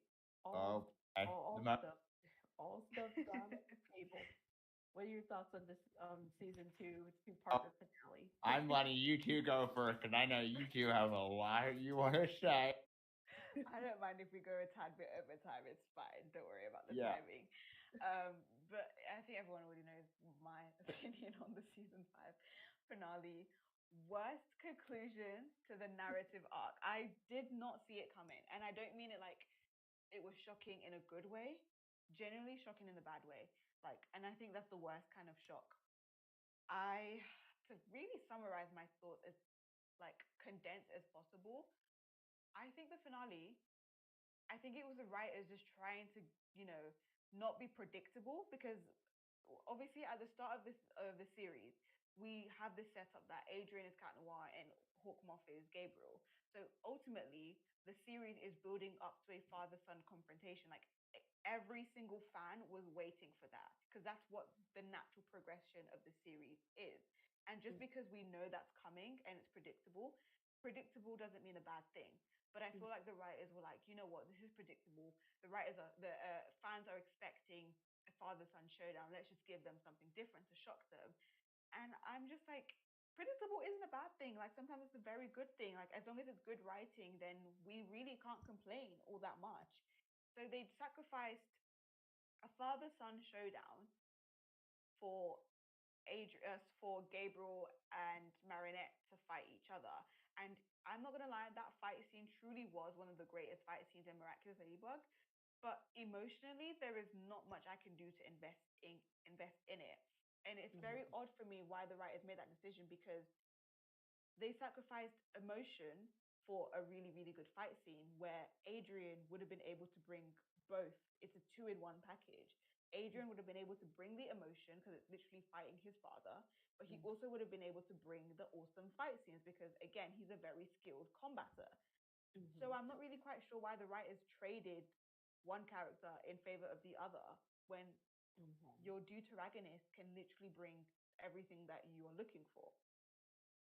So Yeah. I was just very upset because I felt like 5 seasons down the drain, Adrian feels less of a character than he began with. All of the clever themes that had to do with the Egress family arc, all of the clever themes that was implemented through a father-son like conflict was just kind of thrown out of the window. And you know what the funny part is about the finale is the fact that Adrian really could have escaped because the stakes are already super high. Like he could have just decided, let me just leave the White Room and help Ladybug, but he didn't. He just decided to give up, and I don't feel like Adrian would have done that. I feel like that was very, very out of character for Adrian. There's so many things out of character about that finale that just makes me despise it with every fiber in my being. I hate the fact that Marinette decided to kind of trust Gabriel because that's very stupid on her part. Yes, she's forgiven, but she's not stupid. This is a villain that has committed mass terrorism, tries to akumatize you on multiple occasions, akumatized your boyfriend, Adrian, 3 times, if I'm not mistaken, locked him up in a prison in London. You witnessed him, well, he kind of killed Natalie, if we're being technical. What else? Stole 15 miraculouses. Like Gabriel has committed offense upon offense upon offense. And she thinks she can trust him now just because he gave her sob story and is crying that he misses his wife. Absolutely not. Like Marinette, I know you're 14, but you have more common sense than that. So yeah, the finale was just a no for me. Absolutely not. Like that pretty much that sums everything I was going to say. I really, really wanted that father son showdown, and we don't get it. Yeah. Do you want to know the worst part about it? what? Gabriel ended up getting away with everything he did because before he made the wish, he literally told Marinette, "Don't ever tell Adrian I was monarch." With it, I'm like, Do you know what my issue with that is? mm, I don't mind Gabriel winning. I don't mind him making the wish. Like I feel like people think when I complain about the finale, they're complaining about the fact that the villain won. No, I think it's very interesting that the villain won. I don't mind the villain winning at all. That sets up the stakes for the next arc. Gabriel winning is not an issue. It's just the fact that he got away with a lot of stuff because he could have still won, but we still could have had an Adrian Gabriel confrontation. That would have still been fine. In fact, that would have actually beautifully set up Adrian's arc for the next season. Like, oh, I faced my father, but he still got away with everything. Maybe I'm not strong enough to be a hero. Like stuff like that would have just easily set up his character for the next couple of seasons. That would have been amazing. But Gabriel got away scot free, is commemorated as a hero. Adrian is even more clueless as possible, and now Marinette is keeping an unnecessary secret that she doesn't have to keep. Exactly. That's exactly. I was just like, why are you going along with your boyfriend's dad's dying wish to never tell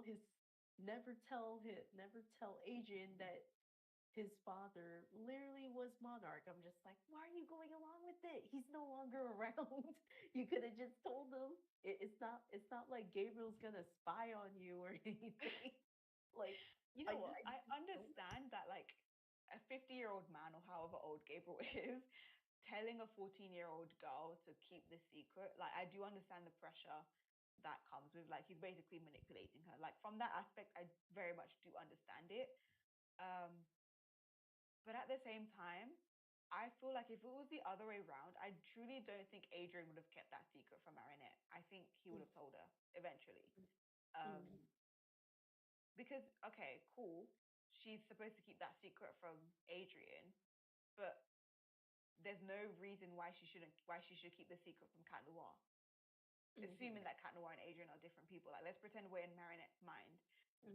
They're partners. They have been facing Gabriel, facing Hawkmoth since the very beginning. Do you think by the time Cat Noir like transforms and reunites with Ladybug, she would have not filled in, like, I think he would have been expecting, the details on what's going on, and how you defeated Hawkmoth. But like, it just makes no sense. Like, she would have at least told Cat Noir. If she can't tell Adrian, she would have at least told her superhero partner that she's been fighting alongside with for 5 seasons. So it just makes no sense. Again, it's not Marinette's secret to keep. And I feel like, yes, I understand she doesn't want to hurt Adrian and burden him and all of that. But we have to remember that season 4, we had Marinette learn not to keep things from Adrian, or specifically Cat Noir. She learned that lesson not to keep things to herself. So she's now going to make the same mistake that she spent all of season 4 learning. That's just redundant character growth. Like, we're just going around in circles at this point. Yeah, so that part was just like, yeah, that's the thing that kind of like made me mad, because I'm just like, I was like, why are you going along with this guy's like thing to like not to not tell Adrian, because he deserves the right to know. like that part just really, it became a pet peeve of mine now. I'm just like, why are you doing this? Or at least it in Marinette tell, as Ladybug tell Cat Noir. It's like it really rubbed me the wrong way, because I'm kind of like, why did he get away with everything? It's like, I do agree, he got away scot clean, and he's hailed as a hero. Okay, I'm just like, no, no, no, no, that rubbed me. I was like, yeah, but I, but what I'll, I, but I, bleh. But what I will say is that I kind of like what they're setting up for season 6, at least with Lila. So I am very curious, because I know we are getting the special before season 6, the Miraculous London at the Edge of Time. So we'll see if this, already takes place in season 6 or leads into season 6. So I am very curious about that, and what of where the direction of the show will go for season 6. But I am very curious, if what are your guys' questions for season 6 before we end this live stream? What's going to happen with Adrian? Because now he's in London against his will. What about you, G? I'm curious to find. I don't know. Like, I'm intrigued to see where the whole Marinette keeping Adrian's secret from him will go. Although I don't Like I'm curious to see it, and I know I'm not still not gonna be satisfied regardless of what they go with, because again, they should have just done that from the first narrative arc. Mhm. But I'm very curious to see how um, Marinette will feel about holding that secret for such a long time. Possibly Lila exploiting the fact that Ladybug or Marinette knows. Mm. That's a very interesting plot line because we have seen Lila expose Marinette on multiple times. So I don't see no reason why they won't do that again. Um, Possibly Adrianette breaking up. I know a lot of people theorize this every single time, but I truly feel like they might break up temporarily at least Mm. in this in season 6 if they do decide to have Adrian find out everything straight away. Mm. Yeah, like I'm very most curious to know where this Lila storyline's going because I know a lot of people are kind of like, huh, she's operating under Iris Birdie. So I'm like, hmm. Like I said, I've told people that I want to wait and see where this storyline is going, and then once we actually get the later season episodes, then we can judge if it's actually a pretty good, new story arc for Miraculous. Um, because Lila, I have to say, is the very most mysterious character in the series. Like we don't know that much about her, and I think that's why she is an intriguing character. And now that, I guess now that Gabriel's gone, we're like, wonder where this is going to lead into. So yeah, those are my questions for season 6. And of course, I will have to end this live stream, but I want to thank you, G and Kevin. Oh my gosh, discussing the season 5 episodes with you guys was so great. Yeah, thank you for having us. Yeah, Yep. it was just great to finally talk about all the negatives about the season 5 finale and put it all on the table. Like, yeah, that's the thing I hate about it. Um, but yeah, stay tuned for upcoming Goddess Spotlight with Liaserenityrose episodes. And do not worry, we are slowly hoping to get the reschedule for the Tangle and Blaze because I know Kevin, we have to do that Q&A with you. Yes. Uh, um, Gosh and darn it, Jewel owes me a solid. and of course, stay tuned for other upcoming live streams. I know in November I do have something planned coming up for my birthday for that month, so stay tuned for that upcoming announcement. And of course, I want to thank you all for tuning in. Don't forget to like, share, and subscribe. And be sure to turn on that bell notifications to get new notifications for upcoming live streams and video content for my YouTube channel. Because let's aim for 4K subscribers. That's my next goal. And of course, I I want to I want to thank you guys. So bye everyone. Bye.